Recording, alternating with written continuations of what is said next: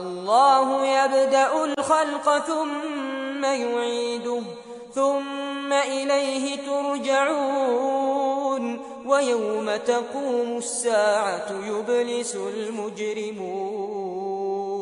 ولم يكن لهم من شركائهم شفعاء وكانوا بشركائهم كافرين ويوم تقوم الساعة يومئذ يتفرقون فأما الذين آمنوا وعملوا الصالحات فهم في روضة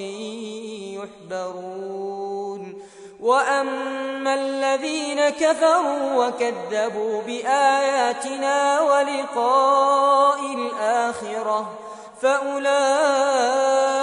في العذاب محضرون فسبحان الله حين تمسون وحين تصبحون وله الحمد في السماوات والأرض وعشيا وحين تظهرون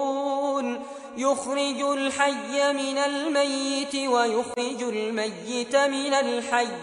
ويحيي الأرض بعد موتها وكذلك تخرجون